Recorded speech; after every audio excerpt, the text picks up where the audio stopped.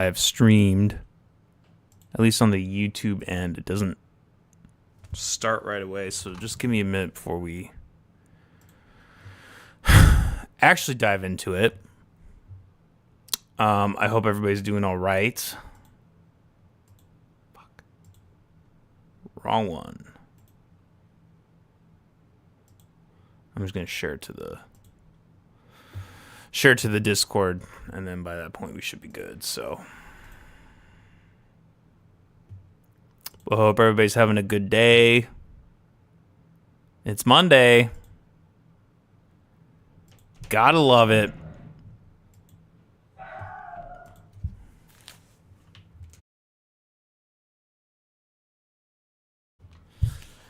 These dogs are rowdy today, so I'm sorry, guys. I know. I promise we're going to get started here very shortly.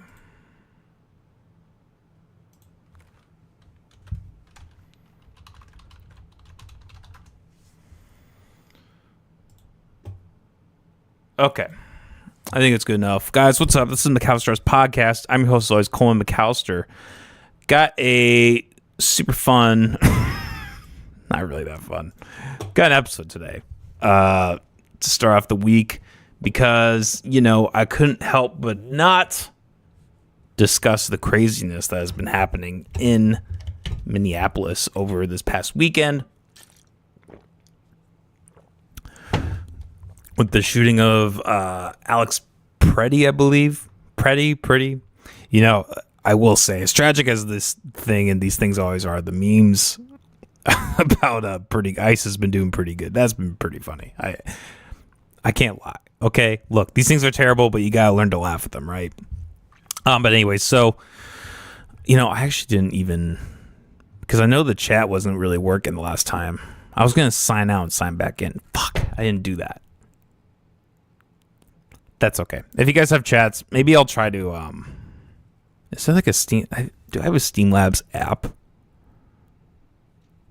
Hold on. Maybe I can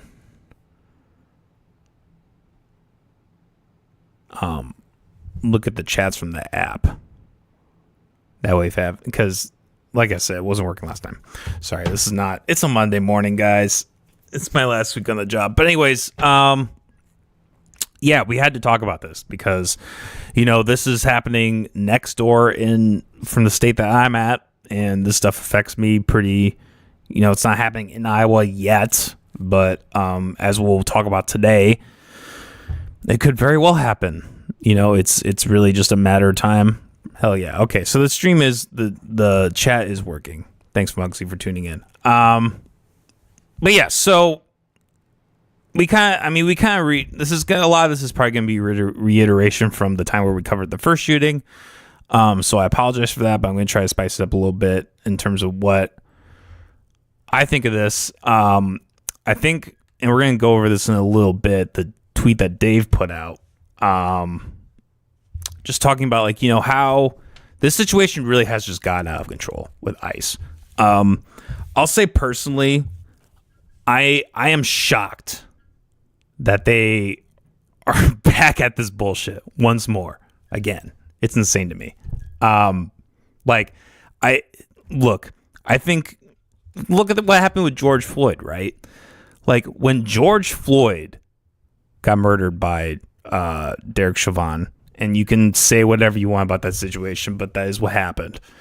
I mean, drug use aside or whatever, the complications actually happened. Like, Derek Chauvin put him in a situation that was just wrong. I mean, for selling loose cigarettes. Like, that's just not, like, selling loose cigarettes does not equate putting a knee on a man's neck for 8.5 minutes or whatever, right? But regardless of that, when that thing happened, the city burned down like in the immediate aftermath. Like, the police were so scared to do anything after that point that, like, they let a riot break out in their city. You know what I mean? Like, so my point is, like, usually when these kind of things happen, the police or the law enforcement slow down a little bit. They're like, okay, this thing happened, the public's pissed, because that's always been kind of like the comforting thing about like why the state is not at the until maybe this point, why the state has not been Soviet Russia, right? Because like when you live in a world where the state reacts and then the public reacts harsher, and then the state actually ends up backing off a little bit, that kind of plays this tune of like, okay, there is actually some kind of correlation between,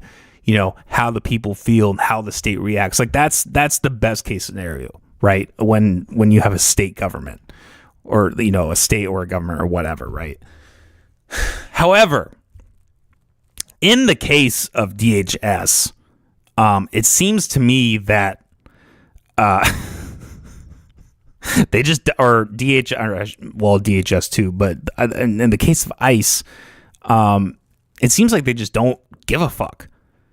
I mean, the fact that they have done this yet again, and even more outrageous, to the point where they're giving a completely different account of what happened. Like, okay, so Saturday when this happened, I was watching movies all day because the fucking Oscars came out, or the Oscar nomination list came out. So I was like, fuck it, I'll go watch some of those movies, right? And then like my buddy is texting me asking me like if I'd heard about this. I'm like, yeah, I kind of heard about, like, we had kind of seen like in my Discord, and my fiance was telling me about like the shooting, and from what I understood, he had like come up to the officers with a semi pistol and like an extra mag or whatever. Like, so I was like, okay, well, like, you know, that's kind of a different scenario, right? Than like the whole Renee Good thing, which was clearly like, you know, just like, yeah, she was gonna hit him when he was at the side, on the side window. Like, yeah, whatever. Like, that was just bullshit, right? So, but like with that narrative, I was kind of like, okay, well, like, yeah, if a guy goes in with a gun charging at cops, like, they're probably gonna get shot. Like that. It's not a great situation either way, right? But then my friend was like, no, that's not what happened at all. They took the gun off this guy and then they shot him. What? And like, yeah, I haven't actually gone back and seen the video. I try to avoid these videos, honestly, because I just don't like seeing that kind of stuff. But it has been made clear now that what ICE and DHS told us was happening is a lot different than what actually went down. And then essentially the people were they even went up to people who were trying to record this.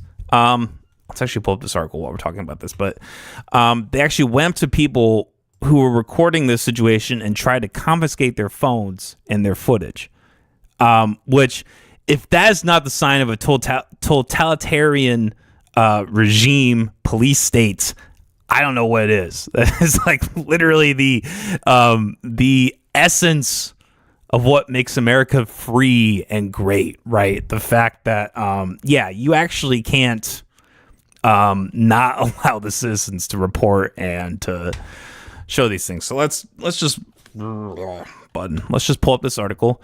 ICE says it's illegal to record. This is from January 13th. This is a while ago, but ICE says it's illegal to record agents, but is DHS policy actually unlawful? What we know, several videos posted to social media shows ICE agents in Minnesota telling observers to stop recording. Some observers say they've been detained simply for filming. That's the craziest thing of all. It's evidence gathering, moron. I don't think that, they'll put a label on whatever they want, essentially. But look, I think this is wild that this happened. That we're getting to the point where ICE agents can come into a neighborhood, detain citizens, take away their firearm, kill them, shoot them in broad daylight in the middle of the day. And then the citizens around them are recording, and they just go, they're like, okay, yeah, you can't do that. You can't do that. Your First Amendment right? You can't do that. What do you say at that point? What do you say to this? Not only have these motherfuckers not backed down, they are going harder into the paint. It's fucking insane. And this is Donald. I mean, look, I don't want to sound like a fucking libtard. This is fucking Donald Trump's fault. It's fucking Donald Trump's fault. Like look, when someone in a company fucks up really badly, that's kind of on the CEO, ultimately, at the end of the day. Yes, there's multiple parties in that situation. Yes, the CEO didn't actually do that thing, right? But he set up an environment. He hired employees to carry out these things, right? And it's the same with this. Now, like I get, yeah, there are plenty of people at play in this situation. Plenty of people that are making this problematic. It's not like Trump is going into Minneapolis and shooting people, right? But look, I mean, he hired people like Kash Patel, Kristi Noem especially. We're gonna watch it. I actually haven't seen this video, so we're gonna react together. But this video of Kristi Noem painting what happened here with Alex in Minneapolis this last weekend is just completely false. She's just painting it in a false light, I should say. And like, look, people praised Kristi Noem during the lockdowns. Is probably the only good thing of her career she's done. I remember back in the day when she was governor of South Dakota, when she became governor, she was like, we're going to make cannabis legal. And then when she got in, she was like, we're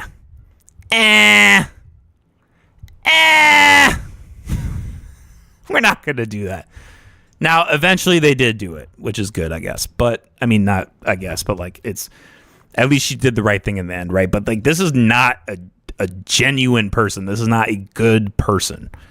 And when you promote people like that into government, it's a recipe for disaster. But look, like I said, the police state is out of control. And actually, before we get into that, let's just actually read this article here that I have in front of me. So the BCA, I just looked them up. What the fuck are they called? The Minneapolis BCA. It's the Bureau of Crime people. I literally just looked this up. I should have written it down.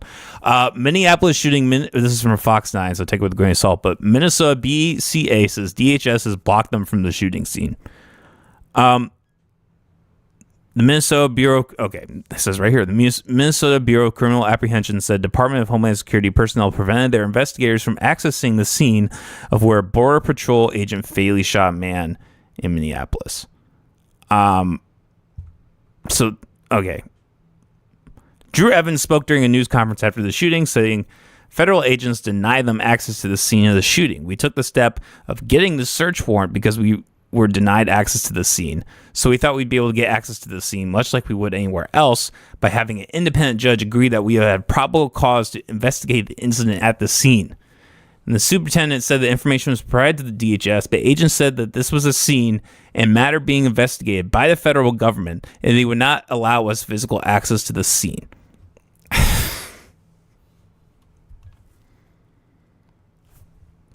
You won't even let the local fucking government?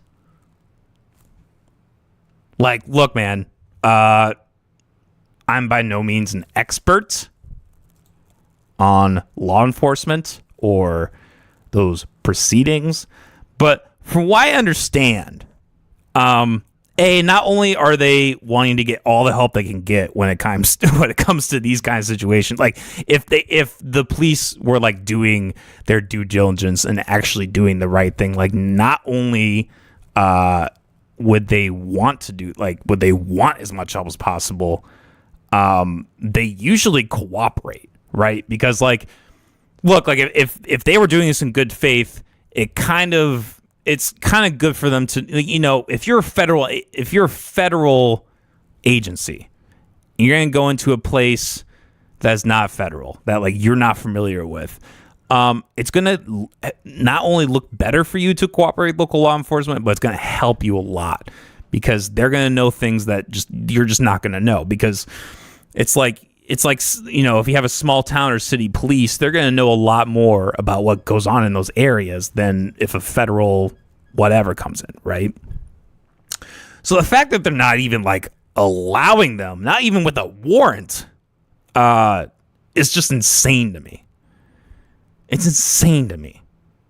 Like, this is why, like, I've been really thinking about this for like the last couple months, but like now I'm just like, Jesus fucking Christ.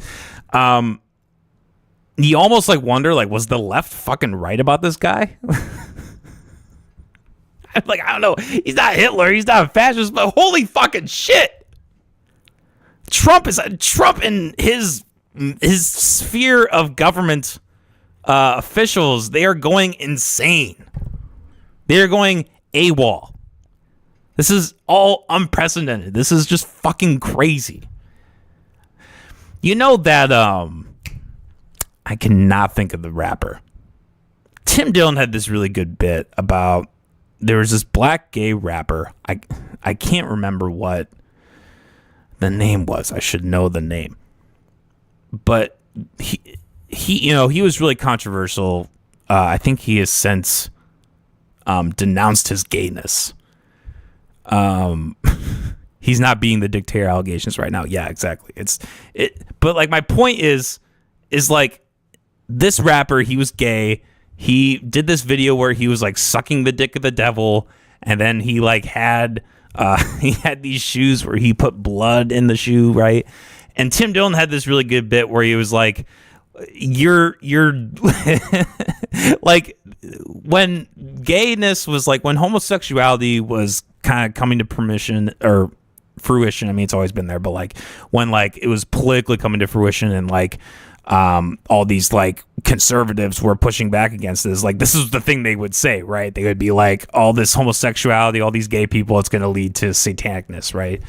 And it's bullshit. Like I think you kind of have to be retarded to actually think that. But his point was like, when you start doing stuff like this, you kind of prove their point. You know what I mean? Like, you're kind of Lil Nas X. Thank you, Emily. Lil Nas X. Yes. You're kind of proving their point. You're really saying like, hey, you know what? These motherfuckers might have been right. And similarly to when Trump is just acting like a fucking dictator, like literally ignoring what the public thinks, ignoring warrants, ignoring, here's another thing. Did I not pull it up? I guess I didn't pull it up.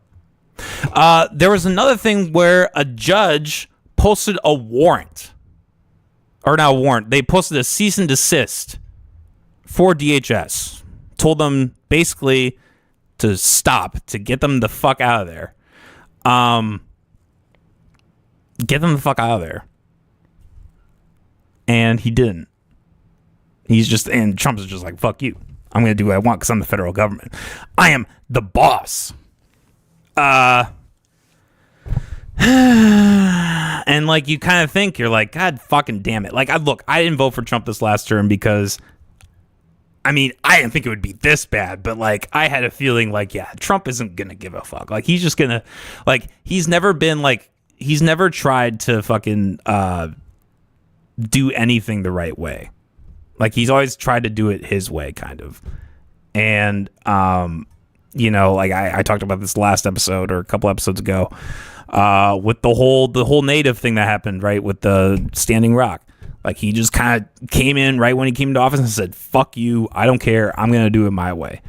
And that has always been the attitude he has had from day one. He's never really, and look, the problem is like at that point in time, he kind of had a case in a sense, right? Because the deep state it's kind of like a chicken and egg thing, right? Like, because the deep state was so badly harking on him, because they were doing everything they could to keep him out, that kind of gave him and his hardcore, you know, the people in his base that were, you know, hardcore Trumpies, the MAGA people, the hardcore MAGAs, kind of gave them a pass to be like, yeah, well, fuck you, we're going to do whatever we want to do to you. But this is the end result, right? This is the end result. It's really easy to just say, like, yeah, we're going to, like, fuck you, the Trump people. We're going to come and take back all this shit, whatever. Like, we're going to get the libtards out of the world, and we're going to bring this right. You know what I mean? We're going to make this right. Might makes right. But these shootings of not immigrants, not illegal immigrants, American citizens, this is the end result. Okay? This is what happens. This is always what happens. Let's react to Kristi Noem on Price sells Fords at Stivers. Kristi Noem's take on this after we play the ad. Before I take any questions and give more details on the storm and its impact, I do want to address the tragic situation that we saw in Minneapolis today that unfolded on the streets. It occurred with DHS law enforcement as a... How much taxpayer dollars have gone to her Botox? I want to look at this afterward. I want to see how her Botox has changed over the years, because I think our taxpayer dollars are funding her Botox. Carried out their lawful duties to keep Americans safe in the threat of criminal Lawful illegal aliens in this country. At 9:05 a.m. Central Time, the Department of Homeland Security law enforcement officials and officers were conducting targeted operations in Minneapolis against an illegal alien whose criminal history included domestic assault with intentionally inflicting bodily harm, disorderly conduct, and driving without a valid license. An individual approached U.S. Border Patrol officers with a 9mm semi-automatic handgun. The officers attempted to disarm this individual, but the armed suspect reacted violently. Fearing for his life and for the lives of his fellow officers around him, an agent fired defensive shots. Medics were on the scene immediately and attempted to deliver medical aid to the subject, but he was pronounced dead at the scene. The suspect also had 2 magazines with ammunition in them that held dozens of rounds. He also had... So now went from 1 to 2. It was 1 magazine. Now they're just upping the ante. Now it's 2. Now it's 2 extra mags. No ID. This looks like a situation where an individual arrived at this scene to inflict maximum damage. Talking about the on target's rap individuals she's who just an disturbed emotional law deflection. I agree. About hundreds of protesters then showed up at the scene. They began to obstruct and to assault law enforcement Shut the officers. fuck up. We saw objects being... Yeah, I wonder why. Because they took the gun away from him and then shot him? Yeah. If the mafia came to your town and did that, people would be fucking pissed. This dumb, lying cunt. thrown at them, including ice and other objects. That's ironic. Okay, look, if you're gonna throw ice at ice, can you even knock them for that? That's just clever. I mean, like, look, if I was an ice agent, I'd be like, all right, they can do that. A rampant assault began, and even an HSI officer agent's finger was bitten off. Crowd control measures were deployed to bring safety to the public and to law enforcement at the scene. And once again, I want to remind everybody that this situation and this tragedy did not have to happen. Okay, so that's the only thing that she's right about, actually, is that this didn't have to happen. She's correct about that. Let's see if there's anything worth. Our law enforcement are doing everything that they can to protect the public. No, they're not. We're praying for this deceased loved one's family and friends, but we also recognize that the Minnesota governor and the Minneapolis mayor need to take a long, hard look in the mirror. They need to evaluate their rhetoric, their conversations, and their encouragement of such violence against our citizens and our law enforcement officers. I'll remind you that Governor Walz today in his press conference said that our officers were not even law enforcement, which is a lie. He's called them the Gestapo. He's encouraged residents and citizens and violent rioters to resist. He's doxed their identities, putting themselves and their families' lives in jeopardy.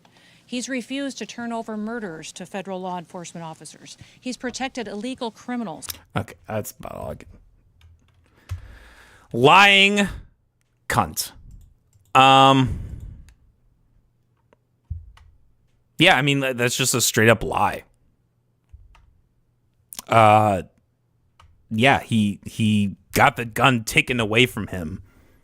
And this is how the government operates, right? They don't operate off truth. They operate off of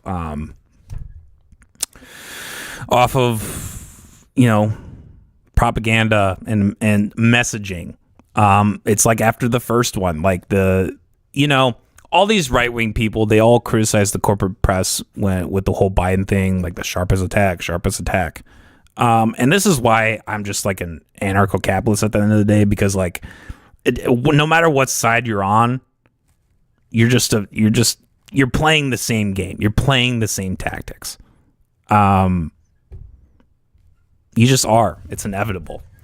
Like, and look, like with the whole, it's kind of funny with the whole. There's actually kind of a parallel, I feel like, between everything with Trump and the left and everything with Kristi Noem and Tim Walz and the Minneapolis governors. Because here's the thing about everything with Trump that's going on is that Trump is going to he's proving the left right.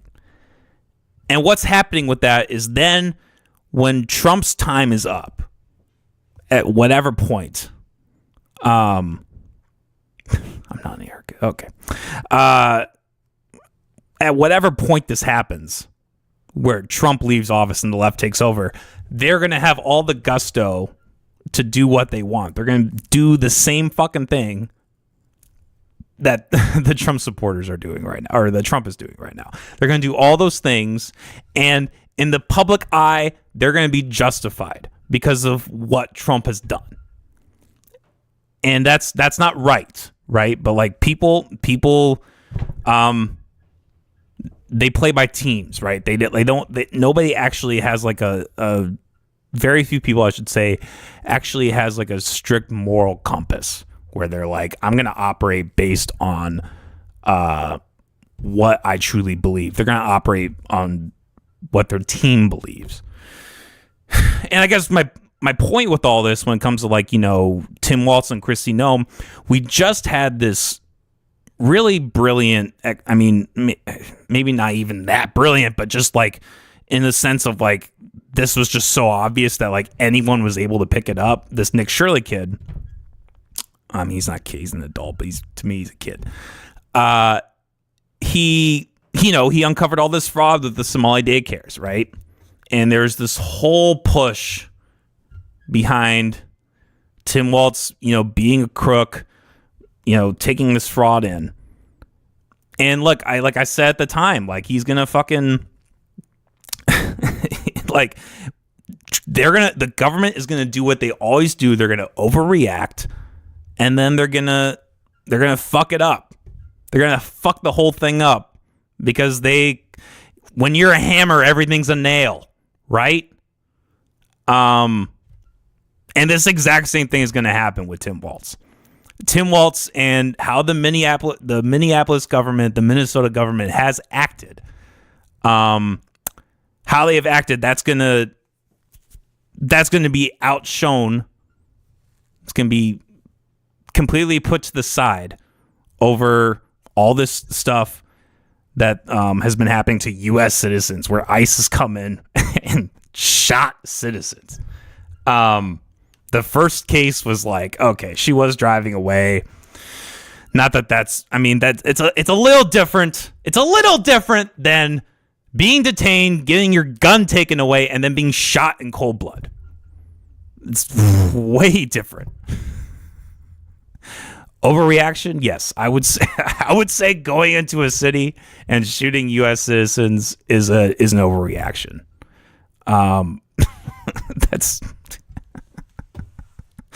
That's why I would say to that.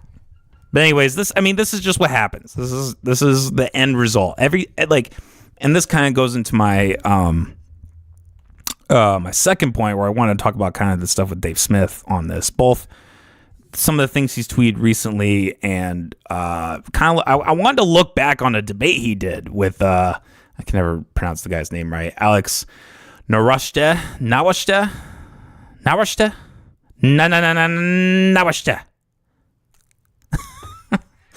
But I guess, okay, let me,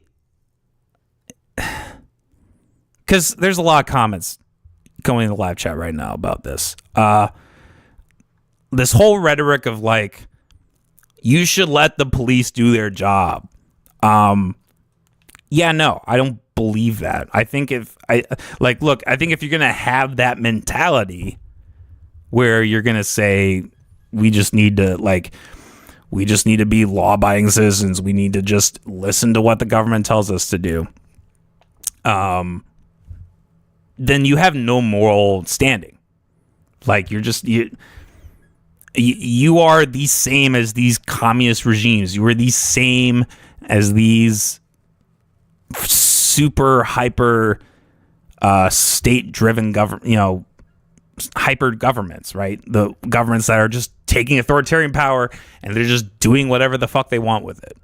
Like, if you support that just for the sake of it's the law, it's the rules, it's what you're supposed to do, that's a you problem, man. I don't know what else to say. If you don't like the laws, fight to change them. I have no power. I have way more power doing something like this with a podcast than I would what am I going to do? Like, go to a federal building and just start shooting people? Yeah, that's really going to help the cause.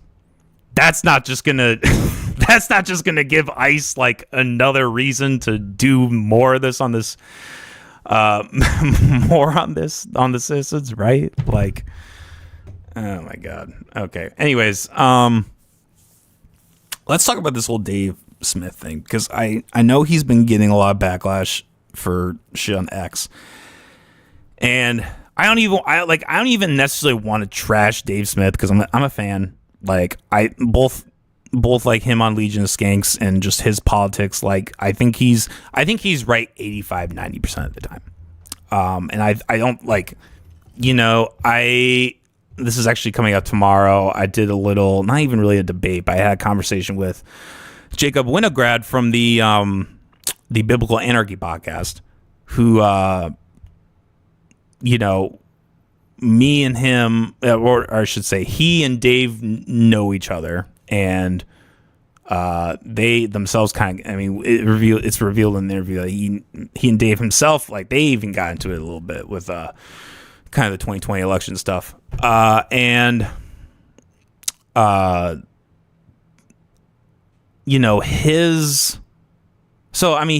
good on about everything, right? Almost like every time I listen to him live, almost all the time, I'm like, I'm with him. There's some glaring errors, but for the most part, yeah, I'm with Dave Smith. This issue in particular, the whole immigration deportation thing, has been one of the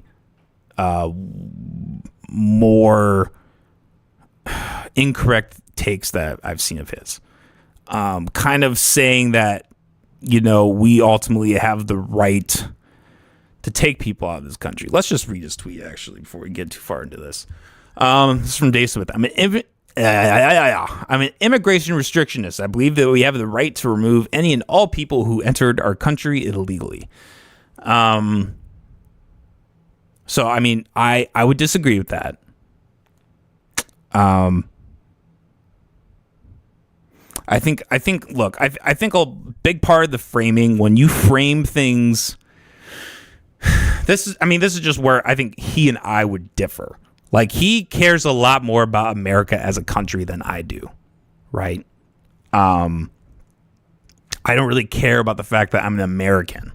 I don't really care about the fact that I'm an Iowan. I don't really care about the fact that I live in the city that I live in. What I care about is that I'm an individual person. I'm an individual person who is associated with other individual people. We're friends, we're family, all of that. Those are the things that are most important to me. And I think he would be someone who would really have this sense of Americanism, this sense of collectivism with that I just don't share. And I don't like it. I'm not American. Okay, fine. I don't give a shit. Look, I don't go around saying like, oh, I'm an American. Like, I'm an individual. I happen to live here. The circumstances of my life put me in here. But anyways, so he would bolster that more than I would, and fine. You know, I get the emotional inclination to do that. I like, you know, he's a little older than I am, so you know, he grew up during that, like, you know, the overseas conflict in the Middle East, and I know he's really against that, but like, you know, even with being against it, that's still kind of just brought, I mean, you just grow, I mean, I grew up in it too. Like, you grow up in the sense of like, we are Americans, we are blah, blah, blah, this collective sense. I just don't agree with that. But anyways, also, ICE is out of fucking control. A bunch of pussies drunk on power going around intentionally escalating violent interactions and intimidating U.S. citizens. That I 100% agree with. Like I said, like I was just saying, like it's honestly insane to me that they're still going down this this rabbit hole. It's fucking insane to me, dude. I just, yeah, I can't believe that. I can't believe that they're doing this. And okay, this third paragraph. They create these tragic situations, and after this gigantic show of force, they won't deport a fraction of the illegals who entered under Biden. This is simply not worth it. So I don't really understand what he means by that. If it's not worth it, I don't know if that means that he's walking back what he said with this, where he thinks that this is a good solution, or that he is just pointing out that it's just not working. But you know, we were talking about him earlier, Jacob Winograd from the Biblical Anarchy podcast. I just saw a clip with him today where I think he and I actually agree a lot on this, where he can see, hey, like, this feels good in spirit to say like, oh, hey, all these people came in illegally, they didn't come in properly. Like, also, it's like so many other people that came in properly, so they don't have a right to be here. But I think it's really ironic for someone who would criticize people like me as like a quote unquote purist of being too autistic to then be too autistic when it comes to this, and just think that like having this stance is enough, right? Like, yeah, you know what, man? Like, it's like I don't know if I've used this analogy before, but like, is it right that a tiger attacks a gazelle? There's probably an argument where that isn't, right? But like, that's not the point. The point is like, what are the steps? What is the solution? And I think me as the anarcho-capitalist would just say that like there really isn't. The most that you can do as an individual fighting these things is just do what you can individually. If someone wants to come on my property and I don't want them to come on my property, I take care of that. I use defensive force to get them off of my property. I go out into the world and I do what I can to help myself and the people around me. But, you know, there's also a hierarchy of morality, right? Like if someone is, you know, doing something that I don't like, you know, like if they are raping them in front of me or like beating the shit out of them in front of me, like, yeah, that would probably give me credence to be able to intervene in that. If they're just yelling at someone, if they're saying words that I don't like, it's not really my business. Anyways, but I think it's really like, it's just ironic for him to say that like the people who have this worldview of just being like, hey, we just like the reason why, like, you know, why I'm open borders, or someone like the Alex Nowakste, I can never say his name. The reason he's open borders is because they recognize that like all these quote unquote solutions for illegal immigration, A, don't work, and B, it always creates just more chaos. It always creates a worse outcome, like every fucking time. Because like I said, the government's a hammer and everything's a nail. They are not capable. The government is never capable of actually fixing these solutions. They always overreact. They always go further. And like, look, if you look at like, you know, there's literature on this, right? Like, if when the government has a problem, they don't want that problem to go away. They just don't. They want it to, like, they need, there's a reason they're the war machine, right? Like, they need that problem to continue so they can stay in power. That's really what it is at the end of the day. Like, even if there are individuals in government who truly want this, like, what are you gonna do when there's when the problem's done, right? Like if you look, like the Department of Homeland Security.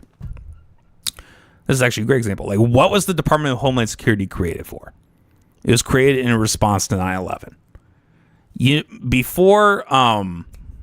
Before everything with ICE and this deportation stuff, do you know what DHS on their website put as the most dangerous thing, or or maybe not the most dangerous thing, but like the thing that their department was tackling? Disinformation during COVID. What the fuck happened to the terrorists? It doesn't matter. It just doesn't matter what the reason that they came into inception is. It's what they're doing now. Like, whatever the problem is then, they're going to move on to the next problem. They're going to end the next problem and the next problem and the next problem. They're just going to keep moving on. And that's what's happening with ICE. They're not really solving the problem. And this is the thing, right? Like, it sounds really nice to say, like, ICE is going to go into these communities and they're going to, like, surgically take out the people who are illegal and take them out of the country. But that's not even what's happening. Just, okay, put, like, the shooting of citizens aside. Like, when they come in and they take citizens out of the country, it's not like they just, like, pull them by a rope and then, like, there's the border and they go, okay, oh, here we go, you're out. No, they detain them in a facility, which costs taxpayer dollars to be able to, house them, feed them. Like, it's a way more complex thing than just saying, there are these people that we don't want here and we want them out. Like, in a private sense, that would make sense, right? Like, if I had somebody in my house, it would be really simple for me to say, hey, get the fuck out, because there's way less room between me and the border of my property. There are way less parameters between me getting that person out versus, like, we're just going to take the entirety of the United States. We're going to put a border around it. We're going to say, okay, anyone that isn't in this, you need to get the fuck out. People that have homes, have families, all these things. Like, it's a way more complex thing. So no, it's not going to work. It's not surgical. It's not surgical because Minnesota government is not cooperating with ICE. I don't know if that's even. Post the shootings, yeah. Pre the shootings, I don't even know if that's accurate. And I mean, there have been other places where local governments have cooperated with ICE, and that hasn't gone great either. So it's not a very good argument. Anyways, let's watch this. I wanted to just rehash. This is like from 9 months ago. So this was last year. Dave and Alex Nen, whatever. I can never pronounce his last name. Get a better name, Alex. Fuck me. I hate how it does this. But all right, let's watch this. Peaceful and healthy people. 2, evidence shows that immigration is beneficial to Americans. And 3, government immigration restrictions are how tyranny will come to the United States. Dave is defending the resolution, quote, government restrictions on the immigration of peaceful and healthy people make sense from a libertarian standpoint, especially in present-day America, unquote. That resolution is nonsensical from a libertarian position. Dave would see it clearly if he were asked to support resolutions with a one-word difference, like, quote, government restrictions on the private property or drug use or gun ownership of peaceful and healthy people makes sense from a libertarian standpoint, especially in present-day America. But he doesn't see it when it comes to immigration. Okay, so this was probably one of the things that I took away from that debate as being a huge L for Dave, is his reasoning at the time for saying that we need to all do all these things with ICE is because in his mind, the American people wanted it. The majority of the American people wanted it. And like he points out, You could say that for drugs. You could say that for anything else that no libertarian would take a stance on, and that would just fall flat in its face. It's like, yeah, like we don't do things like people like me and libertarians and anarcho-capitalists, like they don't do things because it's popular. They do them because it's right. And that's why, like, look, if you want to call me like a moral purist, like a Zulu bot, whatever, at the end of the day, I'm okay with that, because I would rather have strict morals that I live by than just be a pragmatist and just say, oh, I'm just going to do what everybody else is doing. I'm just going to do what's realistic. You know, they said the same thing during slavery, right? Like, they were like, oh, but like, we're not actually going to do anything. Like, when the founding fathers, it's actually really interesting. When the founding fathers voted on slavery, it lost by 1 vote. These Black Lives Matter people, they like to act like that everybody in America has always been racist. Not true. There's always actually been this friction of slavery in America since its inception. There's always been a lot of white people who were against this. And the reason for years and years and years why they never won that debate was because of the same argument. Because they said, it's not realistic. What's going to happen if we release all these slaves? They're going to kill everybody. It's not realistic to just free all these slaves and have people operate without that. Like, it's just not realistic. But you know, the people who won out at the end of the day, it was the people like me who were the purists, who were the fucking sorry, I'm reading this chat has gone crazier than I think I've ever done on a podcast, so it's distracting. I don't know how these people do it. But like, it was the purists who won out at the end of the day. It was the people who said, this isn't right. I'm going to stand by what I think is right. This whole thing, like, and if you're going to argue the other way, it's just a might makes right argument. And that's immoral, and that's wrong. So look, yeah, if you want to call me Zulu, if you want to call me a moral purist, a libertarian purist, whatever, I'm fine with that. If you want to compare me to this guy, I'm fine with that. Because, you know, I would rather have good morals and, you know, see things play out in a way that's not necessarily advantageous to the populace than the other way around. Like, sorry, I think pragmatism is just an excuse for authoritarianism. I think that's just all it is. But anyways, every strand of libertarian thought, from natural rights theory to ethical intuitionism and consequentialism, requires free movement, because immigration laws are government rules that attack our rights and restrict peaceful, voluntary exchange. Government restrictions on the immigration of peaceful and healthy people violates every strand of libertarian thought. Immigration laws are government regulations enforced by the state. We're not talking about trespassers on private property. We're talking about government laws and regulations that prevent you, all of you, from using your property as you see fit and from voluntarily interacting with others. Every immigration restriction infringes both on the rights of the immigrants and on your rights to associate with them. Libertarians care about first principles, but we also care about the consequences. We begin with a presumption of liberty, which can be overcome if immigration causes serious harm. Now, that's not the case here. Immigration consequences are overwhelmingly positive. Empirical economic research shows that immigrants pay more in taxes than they consume in benefits, or at worst, break even. That includes costs like government. Now, I think that might have been disputed during the debate, so he might be wrong on that, but I think the next point he's getting to is where the meat of what I liked about his points. Schools, welfare, and criminal justice, which they all use less than native-born Americans. They are less likely to be arrested, convicted of crimes, and incarcerated. Historically, more open immigration is associated with slower growth in the size of the federal government. At the state level, more immigration is either not related to changes in economic freedom or positively correlated. Benjamin Powell and I won an award for the best book in Austrian economics in 2022 for showing that immigration mostly increases economic freedom or has no effect. Immigrants are stopping socialism. They are not spreading it. Some immigrants use welfare in public schools. That's absolutely true.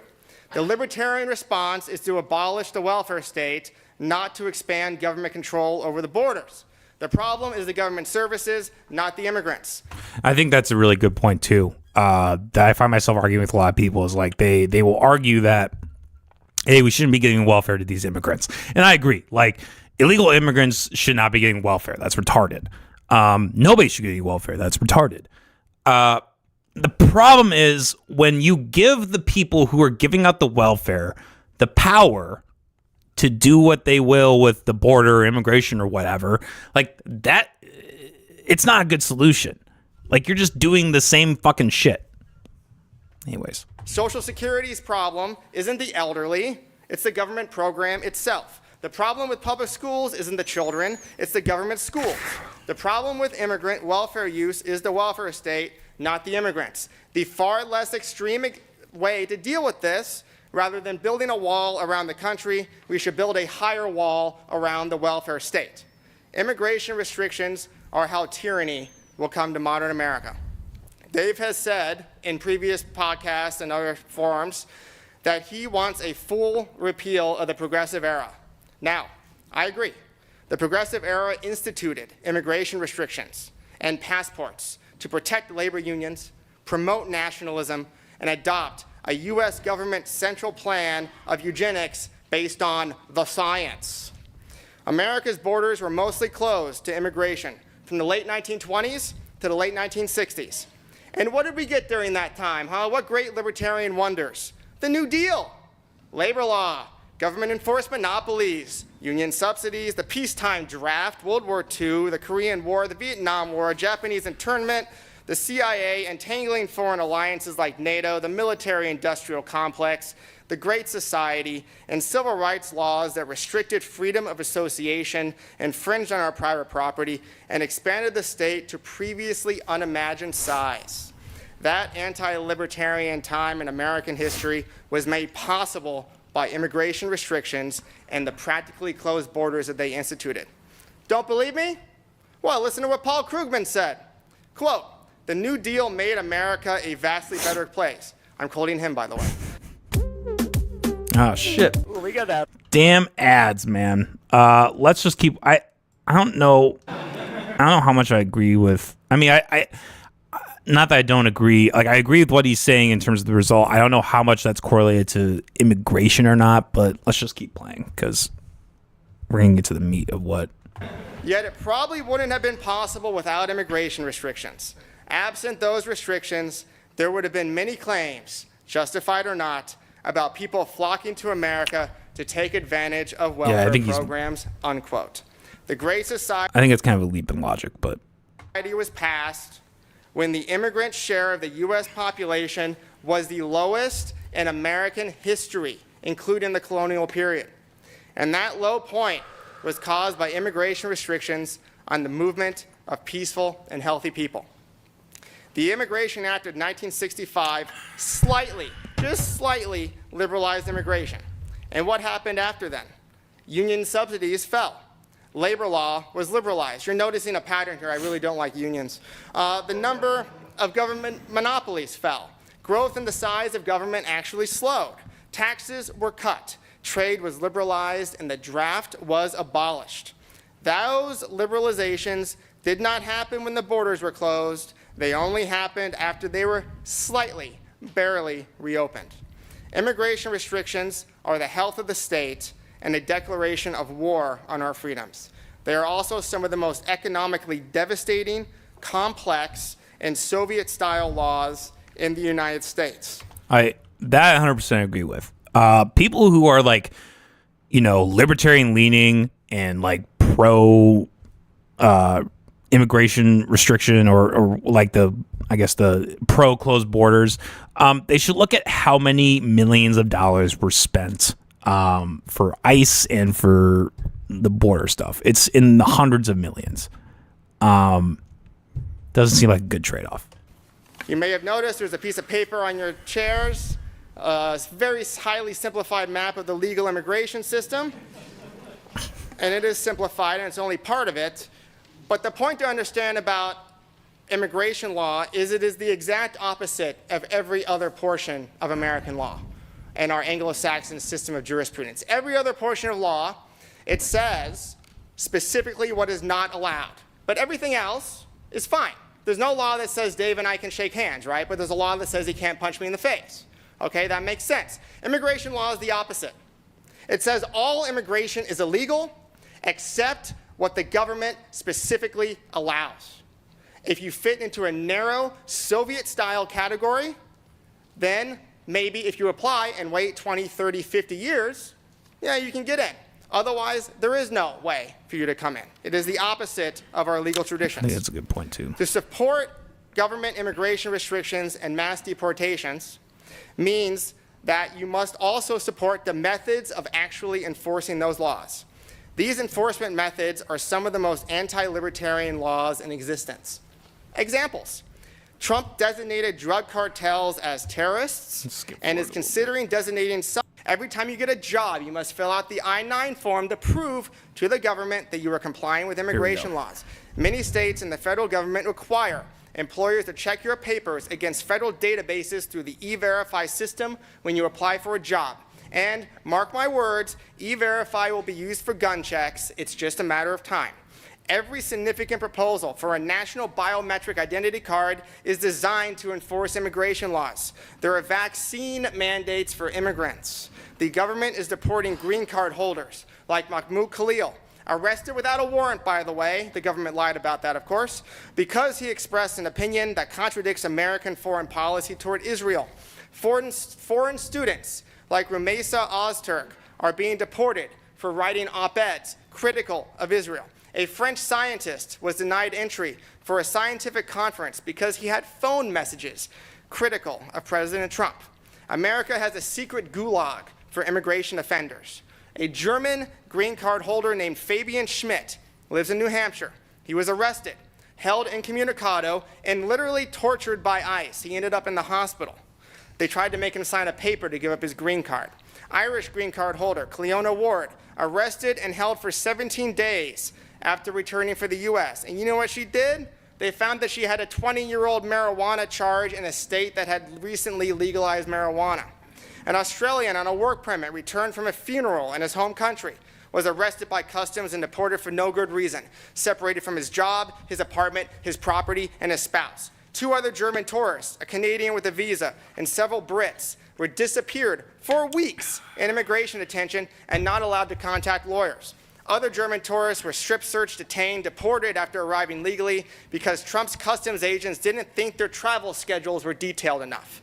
A Russian scientist at Harvard named Ksenia Petrova was detained by ICE for 8 weeks for the heinous crime of failing to deport frog embryos as part of her research on a flight from France.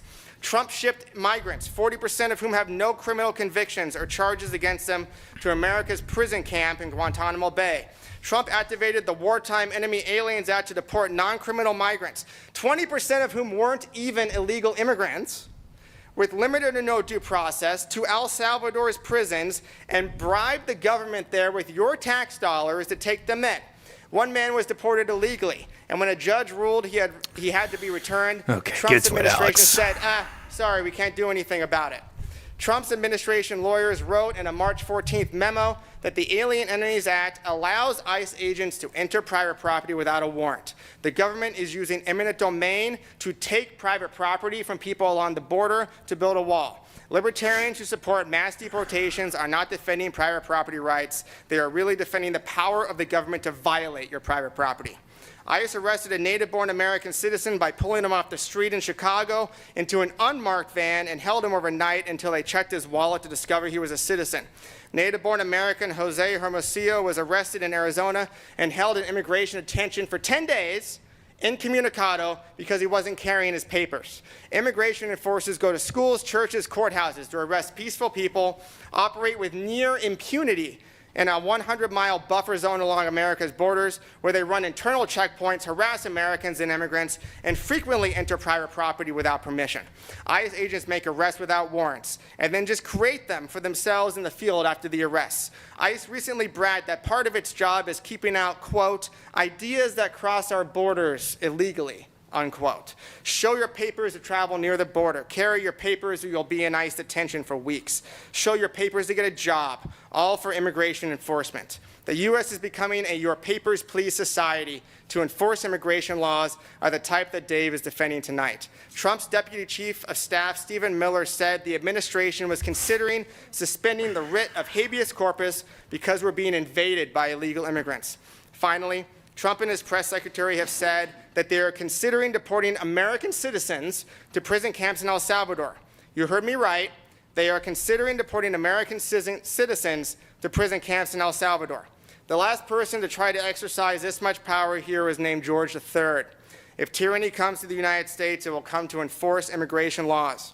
Immigration laws can only be enforced by the heavy hand of the federal government. Do you really think all that is consistent with libertarianism? Dave endorsed mass deportations even over a month ago. Okay, he's not getting to the point, so we're just gonna... God damn it, Alex. God damn it, Alex. God damn it, Coleman. Get your shit together. No, so I think the point that I think he might have even said it there, but like the point with all that he's saying is that everything that these government employees, these federal employees, these ICE agents are doing to illegal immigrants, they will do it to you. And now fast forward 8 months after this debate, and the exact thing that he called out, that he predicted, that Alex predicted, is happening. They have shot and killed 2 American citizens. One who barely, arguably, was actually causing violence to ICE. Wasn't, but like you could... At the beginning point in time, you could kind of make that point. With this Alex Preddy guy, yes, he had a gun.